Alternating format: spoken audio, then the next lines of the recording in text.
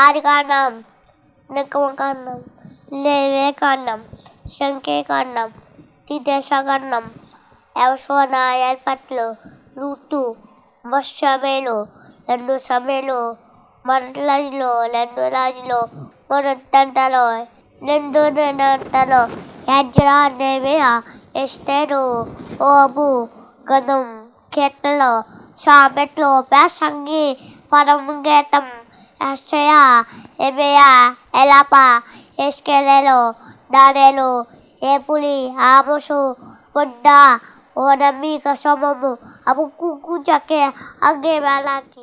యెహోవా నా బలమా, యథార్థమైనది నీ మార్గం, పరిపూర్ణమైనది నీ మార్గం. యెహోవా నా శత్రువులు నన్ను చుట్టినను, నరకపు పాశములరికట్టినను. నా శత్రువులు నన్ను చుట్టినను, నరకపు పాశములరికట్టినను. వరద వలె భక్తిహీనులు పొర్లిన్, వరద వలె భక్తిహీనులు పొర్లిన్. వదలక నన్ను ఎడబాయని దేవ, వదలక నన్ను ఎడబాయని దేవ. యెహోవా నా బలమా, యథార్థమైనది నీ మార్గం, పరిపూర్ణమైనది నీ మార్గం. యెహోవా. అందరికీ మరణాత మహిమ స్వరం కార్యక్రమంను వీక్షిస్తున్న దేవుని పిల్లలైన మీ అందరికీ ప్రభు నామములో శుభములు కలుగును గాక. ప్రతిరోజు ఇదే సమయమునకు ఈ కార్యక్రమమును వీక్షించి దైవాశీర్వాదములు పొందండి. ఇప్పుడు పాస్టర్ సామ్యూల్ సుందర్ రెడ్డి గారు దేవుని వాక్య వర్తమానమును అందిస్తారు. శ్రద్ధగా ఆలకించండి. దేవునికి స్తోత్రం. అందరికీ మరణాత. దేవుడు మనకు అనుగ్రహించిన ప్రాముఖ్యమైన సమయంలో దేవుని వాక్యాన్ని ధ్యానించుకుందాము. ముందుగా వాక్య భాగాన్ని చదువుకుందాము. మత్తయి సువార్త 28వ అధ్యాయము 6వ వచనం. మత్తయి సువార్త 28వ అధ్యాయము 6వ వచనం. ఆయన ఇక్కడ లేడు, తాను చెప్పినట్టే ఆయన లేచి ఉన్నాడు. చిన్న ప్రార్థన చేసుకుందాము. మహాపరిశుద్ధుడా, మహిమగల దేవా, ప్రేమాస్వరూపి, దయగల యేసు క్రీస్తు ప్రభువా, నీ ఘనమైన నామానికి వందనాలు, స్తోత్రాలు. ఇదిగో అద్భుతమైనటువంటి సమయాన్ని ప్రభువా మాకు దానముగా ఇచ్చాం. ఈ రోజుకున్నటువంటి ప్రాముఖ్యమైనటువంటి విశిష్టత దేవా, ఇదిగో మేము వివరించుకుంటున్నప్పుడు తండ్రి నీ సహాయము దయచేయండి. పరిశుద్ధాత్మ తండ్రి, నీ యొక్క సహవాసములో సహాయముతో ప్రభువా ఇదిగో ఈరోజు వర్తమానం అందించమని వాక్యమైన యేసు క్రీస్తు వారి నామములో అడిగి వేడుకొనుచున్నాను పరమ తండ్రి, ఆమేన్. దేవనామమును మీ ఎల్లరికూ శుభములు కలుగునుగాక, ఆమేన్. దేవుని మహాకృపను బట్టి ఈరోజు మనకు ఒక ఆనందకరమైనటువంటి సంతోషకరమైనటువంటి రోజును దేవుడు మనకు ఆనందంగా దయచేశాడు. ఆ దేవునికి సమస్త మహిమ కలుగునుగాక. దేవుని యొక్క ఈ మహాకృప మనందరి మీద మెండుగా ఉందని నమ్ముతూ ఉన్నాను. ఎందుకు ఇంత సంతోషము, ఎందుకు ఇంత ఆనందము అంటే కనుక, మరి క్రైస్తవులుగా పిలువబడుతున్నటువంటి మనకు అద్భుతమైనటువంటి రోజు, క్రైస్తవ్యము నిలవబడడానికి, అనగా క్రీస్తు బిడలుగా మనము ఉండడానికి, అలాగే యేసుక్రీస్తు ప్రభువాన్ని మనము నమ్మడానికి, ఆయన ఎందుకు నమ్మాలి అనేటటువంటి మాట రుజువు చేయబడడానికి ఒక కీలకమైనటువంటి ఘట్టము ఈరోజు చోటు చేసుకుంది. అదేమిటంటే పునరుద్ధానము. యేసుక్రీస్తు ప్రభువారు పునరుద్ధానుడై తిరిగి లేచినటువంటి రోజు. చరిత్రలో కని విని ఎరగనటువంటి గొప్ప కార్యం ఇది. అనేక మంది పుట్టారు, అనేక మంది పుట్టినటువంటి వారు చనిపోయారు, కానీ లేచిన వారు ఎవ్వరూ లేరండి. యేసుక్రీస్తు ప్రభువారు మానవుని వలె ఆయన కూడా మరి పుట్టడము, అనగా ఆయన పుట్టుకలో పరిశుద్ధత ఉంది. మానవుని వలె ఆయన జీవించడము, మరణించడము అక్కడతో ఆగిపోలేదండి, అక్కడతో ఆగిపోలేదు. ఆయన మరణాన్ని గెలిచి, మృత్యువును గెలిచి, మరణములను విరిచి, సమాధిని గెలిచి, పునరుద్ధానుడై తిరిగి లేచి పునరుద్ధాన విజయాన్ని మనకి ఇచ్చినటువంటి రోజు ఈ రోజు. యేసుక్రీస్తు ప్రభువారిని ఎందుకు నమ్మాలి మనము అంటే కనుక ఆయన పునరుద్ధానుడుగా ఉన్నాడు కనుకనే నమ్మాలి. మరణాన్ని కూడా ఆయన మింగివేశాడు కనుకనే ఆయన నమ్మాలి. మరణపు ముళ్ళును విరిచి వేశాడు కనుకనే మనము ఆయనను విశ్వసించవలసిన వారమై ఉన్నాము. దేవునికి మహిమ కలుగునుగాక. ఆ రోజు ఈ రోజే. అందుకే ముందుగా మీ అందరికీ కూడా ఈస్టర్ శుభాకాంక్షలు తెలియజేస్తూ ఉన్నాను. ఆయన పునరుద్ధానుడై తిరిగి లేచినటువంటి రోజు. యేసుక్రీస్తు ప్రభువారు పుట్టడము ఒక అద్భుతమైతే ఆయన చనిపోయి తిరిగి లేవడము మరింత అద్భుతము, మరింత అద్భుతము. ఎంత గొప్ప విషయం అండి అది. యేసుక్రీస్తు ప్రభువారిని నిన్న దినాన మనం చూచాము. అరిమతయ్య, యోసేపు, నికోదేము ఇద్దరూ కలిసి ఆయన సమాధి చేశారు. ఆ సమాధి దగ్గర కావలి వారిని కావలి పెట్టినట్టుగా కూడా మనం చూస్తూ ఉన్నాము. దేవునికి మహిమ కలుగునుగాక. మత్తయి సువార్త 27వ అధ్యాయము 62వ వచనం. మరునాడు అనగా సిద్ధపరచు దినమునకు మరుసటి దినమున ప్రధాన యాజకులను పరిసయ్యులను పిలాతు నొద్దకు కూడి వచ్చి, అయ్యా, ఆ వంచకుడు సజీవుడై ఉండినప్పుడు మూడు దినములైన తరువాత నేను లేచదనని చెప్పినది మాకు జ్ఞాపకం ఉన్నది. కాబట్టి 3వ దినం వరకు సమాధిని భద్రము చేయని ఆజ్ఞాపించుము. వాని శిష్యులు వచ్చి వానిని ఎత్తుకుని పోయి ఆయన మృతుల్లో నుండి లేచునని ప్రజలతో చెప్పుదురేమో అని అక్కడ ఉన్నటువంటి వారు మరి పిలాతుకి కంప్లైంట్ చేశారు. అప్పుడు పిలాతు ఏం చేశాడంటే కనుక కావలి వారిని అక్కడ పెట్టినట్టుగా రాయబడింది. 65వ వచనం. అందుకు పిలాతు, కావలి వారు ఉన్నారు కదా, మీరు కూడా వెళ్ళి మీ చేతనైనంత మట్టుకు సమాధిని భద్రము చేయడని వారితో చెప్పాను. వారు వెళ్ళి కావలి వారిని కూడా ఉంచుకొని రాతికి ముద్ర వేసి సమాధిని భద్రము చేసిరి. ఇప్పుడు సమాధికి కాపలా ఉన్నారు. శుక్రవారం రాత్రి సమాధికి కాపలా ఉన్నారు. శనివారము కాపలా ఉన్నారు. ఆదివారము తెల్లవారుజామున యేసుక్రీస్తు ప్రభువారు తిరిగి లేచినట్టుగా పరిశుద్ధ గ్రంథంలో మనం చూస్తూ ఉన్నాం. ఆయన ఇక్కడ లేడు, లేచి ఉన్నాడు. తాను చెప్పినట్టే ఆయన లేచి ఉన్నాడు అని దేవదూత చెబుతున్నటువంటి మాట మత్తయి సువార్త 28:6లో, అలాగే మార్కు సువార్త 16:6లో కూడా మనం గమనిస్తే కనుక, అందుకు అతడు, కలవరపడకుడి, సిలువ వేయబడిన నజరేయుడగు యేసును మీరెందుకు వెతుకుచున్నారు? ఆయన లేచి ఉన్నాడు, ఇక్కడ లేడు. అలాగే లూకాసు వార్త కూడా మనం చూస్తే ఆయన ఇక్కడ లేడు, లేచి ఉన్నాడు. చూసారా ఎంత అద్భుతమైనటువంటి మాట ఇది. మన యేసుక్రీస్తు ప్రభువారు మరణాన్ని గెలిచి మరణపు ముళ్ళును విరిచి సమాధికే సమాధి చేసి మృత్యుంజయుడుగా ఆయన లేచాడండి. మరణ భయముతో ఉన్నటువంటి మానవులను విడుదల గావించాడు మరణ భయము నుంచి. ఎంత గొప్ప దేవుడు. ఆయన ఎందుకు మనము సేవించాలి అంటే ఆయన పునరుద్ధానుడుగా ఉన్నాడు. ఆ పునరుద్ధాన శక్తిని మనకి ఇవ్వబోతూ ఉన్నాడు. పునరుద్ధాన విజయాన్ని మనకి ఇవ్వబోతూ ఉన్నాడు. క్రైస్తవ విశ్వాసము ఎక్కడ మొదలవుతుంది అంటే ఇక్కడే మొదలవుతూ ఉంది. కాబట్టి మనం ఆయనను విశ్వసించాలి, గమనించాలి. ఆయన యేసుక్రీస్తు ప్రభువారు ముందుగానే ఈ విషయాన్ని చెప్పడం జరిగింది. తిరిగి లేస్తానని ఆయన చెప్పాడు. మార్కు సువార్త 16:21 మనం చూస్తే, అప్పటి నుండి తాను యెరూషలేమునకు వెళ్ళి పెద్దల చేతను ప్రధాన యాజకుల చేతను శాస్త్రుల చేతను అనేక హింసలు పొంది చంపబడి 3వ దినమున లేచుట అగత్యమని యేసు తన శిష్యులకు తెలియజేయ మొదలుపెట్టెను. ముందే చెప్పేశాడు ఆయన తిరిగి లేస్తానని. ఎన్నో రోజు? 3వ రోజు. అలాగే ఆయన 3వ రోజు తిరిగి లేచాడు. అంత మాత్రమే కాదు, మత్తయి సువార్త 12:40లో, యోనా 3 రాత్రింబగళ్ళు ఆ తిమింగలము కడుపులో ఎలాగుండునో అలాగే మనిషి కుమారుడు 3 రాత్రింబగళ్ళు భూగర్భములో ఉండును. చూసారా, 3 రాత్రింబగళ్ళు ఆయన ఉన్నట్టుగా తిరిగి లేచినట్టుగా రాయబడింది. ఆయన తిరిగి లేచాడు. ఆయన మరణాన్ని జయించాడు. ఆయన మరణపులను విరిచాడు. ఆయన గొప్ప జయాన్ని మనకు అనుగ్రహించినట్టుగా పరిశుద్ధ గ్రంథంలో మనం చూస్తూ ఉన్నాం. దీనిని అపోస్తలుడైన పౌలు కొరింథీ సంఘానికి వివరిస్తూ చాలా అద్భుతమైనటువంటి విషయాన్ని బయలుపరిచాడు. చాలా అద్భుతమైనటువంటి విషయం. కొరింథీ మొదటి పత్రిక 15వ అధ్యాయములో ఇది యేసుక్రీస్తు ప్రభువారి యొక్క పునరుద్ధాన అధ్యాయముగా, రిజరెక్షన్ చాప్టర్ అని దీనికి పేరు. దాదాపుగా క్రీస్తు శకం 56 నుంచి 57 ఆ మధ్యలో ఈ పత్రిక రాసినట్టుగా చరిత్ర చెబుతూ ఉంది. ఇక్కడ పౌలు గారు ప్రస్తావిస్తున్నటువంటి మాట ఏమిటంటే, మొదటి కొరింథీ పత్రిక 15వ అధ్యాయము 4వ వచనం చదువుకుందాం, లేదా 3-4 చదువుదాం. నాకు ఇయ్యబడిన ఉపదేశమును మొదట మీకు అప్పగించుతిని, అదేమనగా లేఖనముల ప్రకారము క్రీస్తు మన పాపముల నిమిత్తం మృతి పొందెను, సమాధి చేయబడెను, లేఖనముల ప్రకారము 3వ దినమున లేపబడెను. అద్భుతమైనటువంటి స్టేట్మెంట్ ఇచ్చాడండి. లేఖనముల ప్రకారము ఆయన మృతి పొందెను, లేఖనముల ప్రకారము సమాధి చేయబడెను. అలాగే లేఖనముల ప్రకారము ఆయన 3వ దినమున లేపబడెను. యేసుక్రీస్తు ప్రభువారి యొక్క చరిత్ర అంతా కూడా లేఖనాల అనుసరణ అనే విషయాన్ని కూడా జ్ఞాపకం చేస్తున్నాను. ఆయన పుట్టుక అంతా కూడా లేఖనాల మీద ఆధారపడింది. ఆయన చరిత్ర అంతా కూడా లేఖనాల మీద ఆధారపడింది. అనగా ముందుగానే ఆయన చరిత్ర చెప్పబడింది. పాత నిబంధన గ్రంథంలో 39 పుస్తకాలలో ఆయన చరిత్ర కనబడుతుంది. మనకు ఆయన ఛాయ కనబడుతూ ఉంది, ఆయన పోలిక కనబడుతూ ఉంది. ఆయన గురించి ఎన్నో విషయాలు దేవాది దేవుడు ముందుగానే ప్రవక్తల ద్వారా రాయించాడు. ఇంకా అద్భుతమైన విషయం ఏమిటంటే ఆదికాండం 3వ అధ్యాయం 15వ వచనంలో రాయబడినటువంటి ప్రవచనం, యేసుక్రీస్తు ప్రభువారికి సంబంధించిన ప్రవచనం.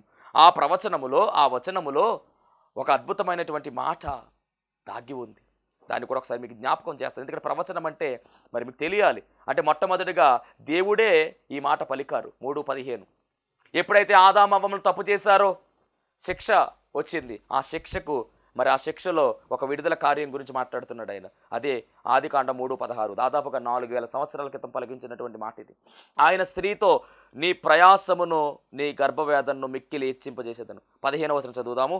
3:15 మరియు నీకును స్త్రీకిని నీ సంతానమునకును ఆమె సంతానమునకును వైరము కలుగచేసేదను, అది నిన్ను తల మీద కొట్టును, నీవు దాని మడిమి మీద కొట్టేదవని చెప్పాను.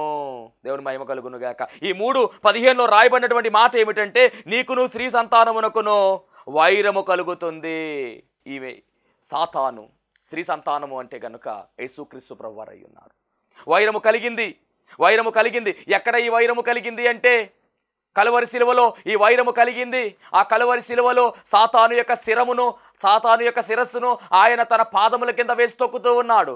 అప్పుడు ఆ సాతాను ఆయన పాదముల మీద కాటు వేసింది. అయినప్పటికీ కూడా గమనించాలి, ఆయన సాతాను యొక్క శిరస్సును త్రొక్కి వేసినట్టుగా. అంటే ఈ ఆదికాండం 3:16లో ఏం కనబడుతుందంటే యేసుక్రీస్తు ప్రభువారి యొక్క శిలువ యజ్ఞ యాగం కనబడుతూ ఉంది.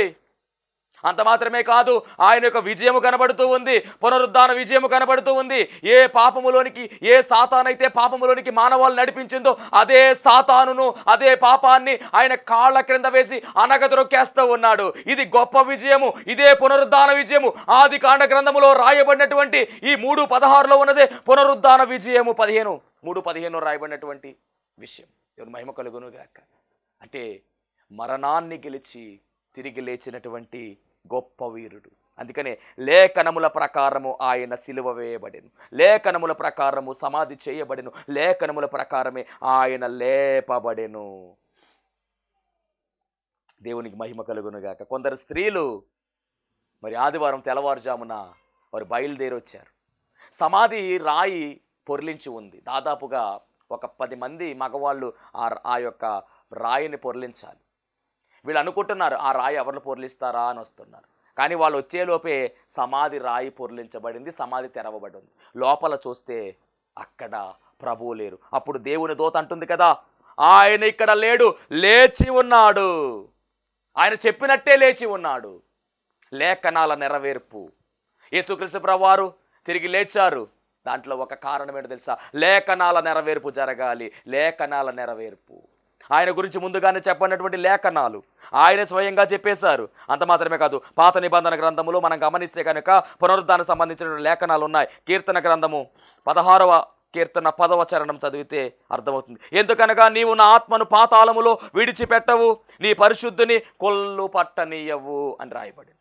అలాగే 49వ కీర్తన 15వ చరణం చూస్తే దేవుడు నన్ను చేర్చుకొనును, పాతాళ బలములో నుండి ఆయన నా ప్రాణమును విమోచించును.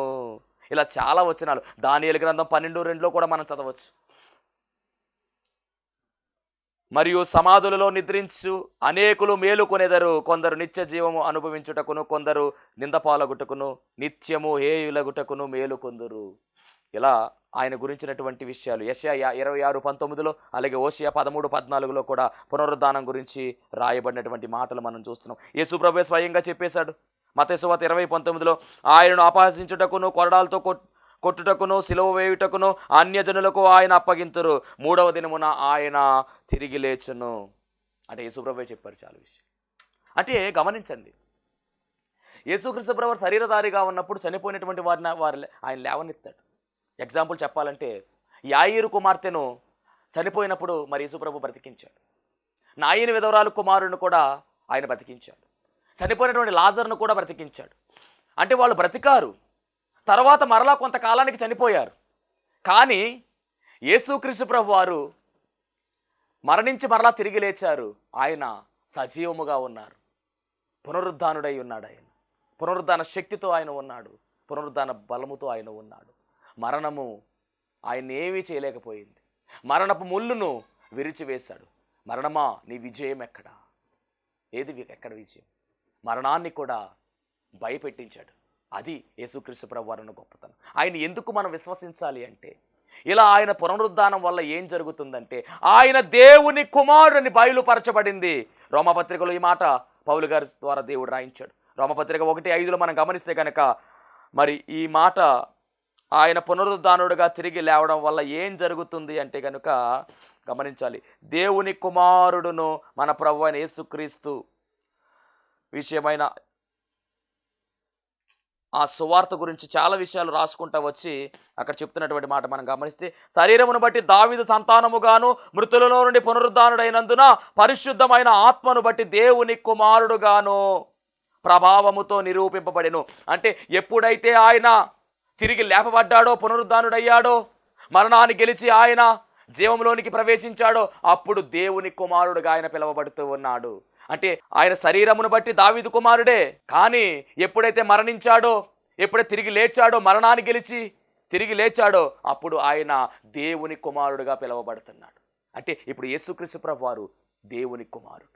ఆయన మనం విశ్వసించాలి. అదే కొరింథీ పత్రికలో కూడా చెబుతున్నటువంటి మాట 15వ అధ్యాయం మనం గమనిస్తే ఆయన ప్రథమ ఫలముగా కనబడుతూ ఉన్నాడు. మృతులైనటువంటి వారు అనేక మంది ఉన్నారు. మృతులైనటువంటి వారు ఎవరు కూడా ఇప్పటికీ లేవలేదు. మృతుల్లో లేచినటువంటి వారిలో ప్రథమ ఫలము ఎవరు అంటే క్రీస్తే. 1 కొరింథీ పత్రిక 15వ అధ్యాయము 20వ వచనం చదువుదాం. ఇప్పుడైతే నిద్రించిన వారిలో ప్రథమ ఫలముగా క్రీస్తు మృతులలో నుండి లేపబడి ఉన్నాడు. ప్రథమ ఫలముగా కనబడుతూ ఉన్నాడు. మరణాన్ని గెలిచినటువంటి వాడుగా, మరణపు ములును విరిచినటువంటి వాడుగా ఈయన కనపడుతూ ఉన్నాడు. గమనించాలి, ఈయన నమ్ముకోవడం వల్ల మనకు వచ్చినటువంటి మేలు ఏమిటంటే ఆయన దేవుని కుమారుడు. ఆయన దేవుని కుమారుడు అంత మాత్రమే కాదండి, ఈ పునరుద్ధానం వల్ల మనకు వచ్చినటువంటి ఘనత ఏమిటంటే మనకంటూ ఒక నిరీక్షణ వచ్చింది.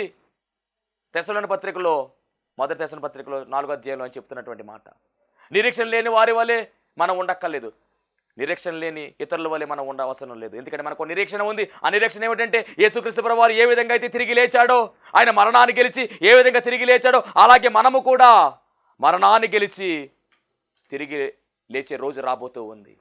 ఆయన యందు ప్రభువునందు మృతులు ధన్యులు అని రాయబడింది.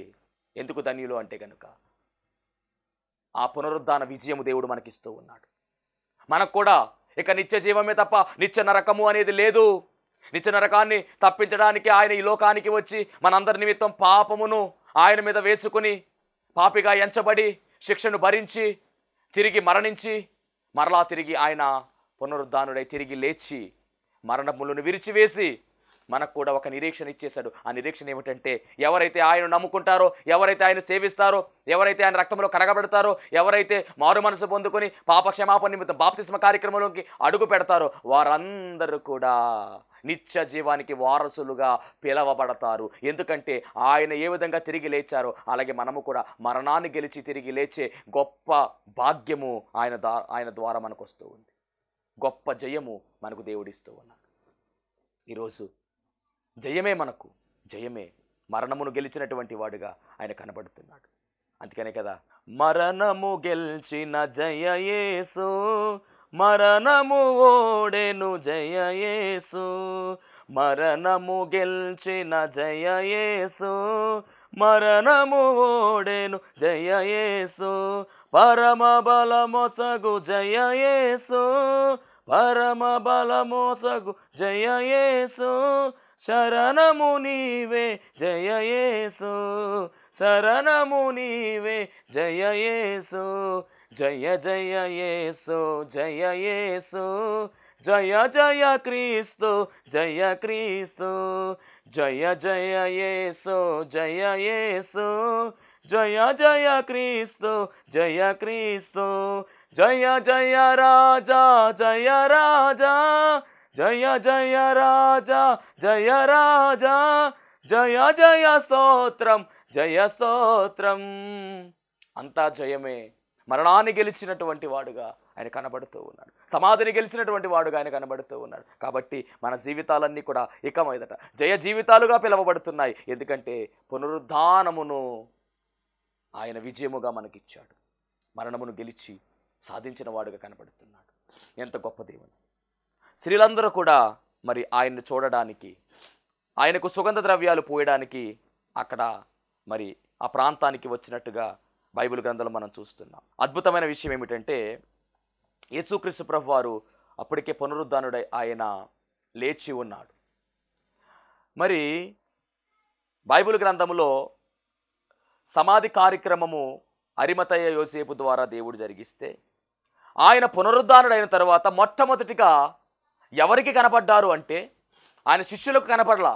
ఆయన పునరుద్ధానుడైన తర్వాత మొట్టమొదటిగా ఒక స్త్రీకి ఆయన కనపడ్డాడండి. ఆమె ఎవరు అంటే మగ్దలేనే మరియా, మగదాల అనే ప్రాంతానికి చెందినటువంటి మరియా. ఈమె చరిత్ర చాలా గొప్పది. ఎందుకు ఈ మాట చెప్తున్నానంటే యేసుక్రీస్తు ప్రభువారు యొక్క శిష్యులు 12 మంది, దాంట్లో ఒకడు చనిపోయాడు, 11 మంది ఉన్నారు. ఈ 11 మందికి యేసుక్రీస్తు ప్రభువారు తిరిగి లేచినటువంటి సువార్తను ప్రకటించింది ఎవరో తెలుసా? ఒక స్త్రీ, ఆమె మగ్దలేని మరియా. యేసుక్రీస్తు ప్రభువారి యొక్క పరిచర్యలో బలంగా వాడబడినటువంటి కుమార్తెగా ఈమె పిలువబడుతుంది. ఒకనొక సందర్భంలో ఈమె జీవితం ఎలాంటిదంటే దెయ్యాలు పట్టినవి, 7 దెయ్యాలు పట్టినటువంటి స్త్రీగా ఈమె యేసుక్రీస్తు ప్రభు పరిచర్యలో ఉంది. ఆ సమయంలో ఆ దెయ్యాలను యేసయ్య విడుదల చేసినట్టుగా ఆ దినం మొదలుకొని ఈమె ఒక గొప్ప సాక్ష్యాన్ని కలిగి యేసు ప్రభువును వెంబడించినట్టుగా మరి లూకాసు వార్త 8వ అధ్యాయంలో మనము చూస్తూ ఉన్నాం. అంత మాత్రమే కాదు, పరిశుద్ధ గ్రంథములో మరియలు దాదాపుగా ఈ 7 మరియలు మనకు కనబడుతున్నారు. ఆ 7 ఒక అద్భుతమైనటువంటి స్థానము ఈ మగ్దలేని మరియా పొందుకుంది. ఈమె ఊరు పేరు, గ్రామం పేరు మగ్దాల అనేటటువంటి ప్రాంతము. ఆ పేరు మీదుగా ఈమెను మగ్దలేని మరియగా పిలుస్తూ ఉన్నారు. యేసుక్రీస్తు ప్రభు వారి యొక్క పునరుద్ధాన అధ్యాయాలు మనం పరిశీలన చేస్తే ఈమె యొక్క చరిత్ర చాలా అద్భుతంగా రాయబడిందండి.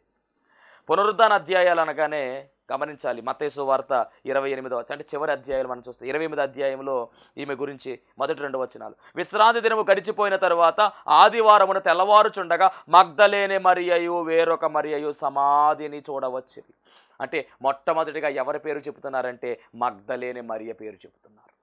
అంత మాత్రమే కాదు, మార్కు సువార్తలో కూడా మనం గమనిస్తే 16వ అధ్యాయము మొదటి వచనాన్ని చూస్తే, విశ్రాంతి దినము గడిచిపోగానే మగ్దలేని మరియయు యాకోబు తల్లి అయిన మరియయు సొలోమియు వచ్చి, ఇక్కడ కూడా మగ్దలేని మరియ. అలాగే లూకాసు వార్త 24వ అధ్యాయము మొదటి వచనం 10వ వచనంలో చూస్తే కనుక అక్కడ మగ్దలేని మరియ పేరు వస్తుంది. ఫస్ట్ యోహాను సువార్త 20వ అధ్యాయం 1వ వచనం చూస్తే అక్కడ మగ్దలేని మరియ వస్తుంది. అంటే పునరుద్ధానము తరువాత దేవుడు మొట్టమొదటిగా ఎవరి పేరు రాయించారంటే మగ్దలేని మరియ అనేటటువంటి ఆమె పేరు రాయించారు.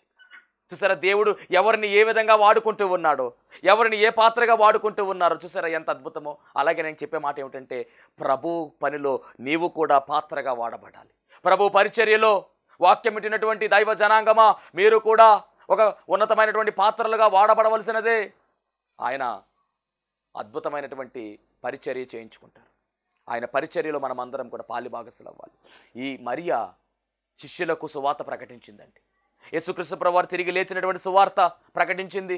మొట్టమొదటిగా ఆయనే ఈమెకు కనపడినట్టుగా ఆయన కొరకు ఎదురు చూసింది. ఈమె వేచి ఉంది. సమాధి దగ్గరికి అందరూ వెళ్ళారు, కానీ ఆయన లేడనగానే అందరూ వెనక్కి వెళ్ళిపోయారు. కానీ ఈమైతే మట్టికి సమాధి దగ్గర కూర్చుని ఏడ్చింది. దేవుడు ఆ కన్నీటిని చూచాడు. కన్నీటిని చూచి ఆయనే వచ్చి ఈమెతో మాట్లాడాడు. చెప్పు, నా శిష్యులకు చెప్పు, ప్రకటించు, నేను తిరిగి లేచానని చెప్పు, గలిలియాలో కలుసుకుంటానని చెప్పు అని చెప్పి పంపిస్తే మొదటి సువార్త బోరగా ఈ మగ్దలేని మరియ వాడబడింది. ఎంత గొప్ప ధన్యత, ఎంత గొప్ప ఆధిక్యత, ఘనమైనటువంటి ఆధిక్యత ఈ మగ్దలేని మరియ పొందుకుంది. అంత మాత్రమే కాదండి, యేసుక్రీస్తు ప్రభువారు పునరుద్ధారణ తర్వాత దాదాపుగా 40 దినములు ఆయన ఆ ప్రాంతంలో సంచారము చేసినట్టుగా 40 దినాలు ఆయన మరి ఆ భూమి మీద ఉన్నట్టుగా పరిశుద్ధ గ్రంథాలు మనం చూస్తూ ఉన్నాం. అంత మాత్రమే కాదండి, 11 సార్లు ఆయన ప్రత్యక్షమైనట్టుగా ఆయా ప్రజలకు ఆయా రీతులుగా ఆయన ప్రత్యక్షమయ్యాడు. శిష్యులతో కూడా మరి ఆ 11 సంఖ్యలో వారికి కూడా మరి ఆయన కనపడినట్టుగా మనం చూస్తూ ఉన్నాం. అంటే 40 దినాలు ఆయన భూమి మీద ఉన్నాడు పునరుద్ధానం తర్వాత మహిమ శరీరంతో. అలాగా 11 మందికి 11 ప్రత్యక్షతలు, అంటే 11 సార్లు ఆయన ప్రత్యక్షమైనట్టుగా కూడా మనం పరిశుద్ధ గ్రంథంలో మనం చూడవచ్చు. కాబట్టి ఈరోజు క్రైస్తవులకు ప్రాముఖ్యమైనటువంటి రోజు అండి. యేసుక్రీస్తు ప్రభువు వారి యొక్క జన్మదినము కంటే ఈ పునరుద్ధాన దినం చాలా విలువైనది. ఎందుకంటే మన క్రైస్తవుల నిరీక్షణ ఏమిటి అంటే, మనము అందరి వలె దుఃఖించవలసినటువంటి పని లేదు. ఈ జీవితము తర్వాత మనకు నూతన జీవితం ఉంది. ఈ జీవితము తర్వాత శాశ్వత కాలము జీవించే జీవితం ఒకటి ఉంది. అది రావాలంటే పునరుద్ధానుడైనటువంటి యేసు స్వామిని మనము నమ్మాలి. ఎందుకంటే ఆయన ఏ విధముగా లేచాడో అలాగే మనం కూడా తిరిగి లేస్తాం.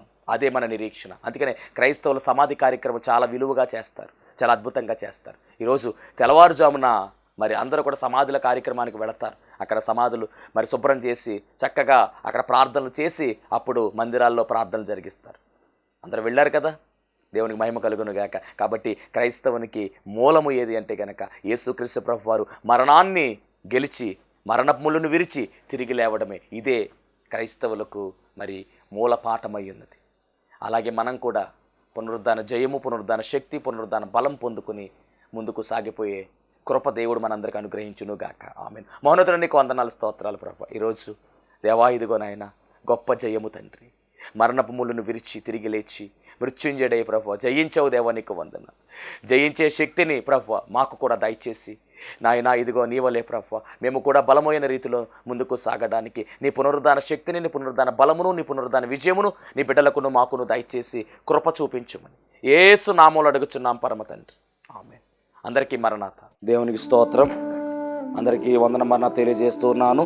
మరణాత మహిమస్వరం అనే ఆధ్యాత్మిక కార్యక్రమాన్ని వీక్షిస్తున్న మీ అందరికీ కూడా మరొక పర్యాయము ప్రభు పేర వందన మరణాత తెలియజేస్తూ ఉన్నాను. మరి ఈ కార్యక్రమము ఎంతో ఆశీర్వాదంగా ఉందని, ఈ కార్యక్రమం ద్వారా ఎన్నో మేళ్లు పొందుకున్నామని మరి మీరు అందరూ కూడా ఫోన్ కాల్ చేస్తూ ఉన్నారు. చాలా సంతోషము. ఎన్నో అద్భుత ఆశ్చర్యకార్యాలు దేవుడు ఈ కార్యక్రమం ద్వారా జరిగిస్తూ ఉన్నారు. దేవుని నామమునికి మహిమ కలుగునుగాక. మరి మీరు చూస్తున్నటువంటి ఈ యొక్క షెడ్ గురించి గతంలో మీకు చెప్పడం జరిగింది. యజమానుడు మరి దీన్ని బేరం పెట్టారని చెప్పేసి, దీన్ని తీసుకుంటే ఇక్కడ ఆరాధన జరుగుతుంది, లేకపోతే మనం బయటికి వెళ్ళాలనేటువంటి పరిస్థితిని మీకు చెప్పినందుకు చాలామంది మరి సహకరించారు. కొంతమంది మరి అమౌంట్ పంపించడం జరిగింది, అలాగే ప్రార్థన చేయడం జరిగింది.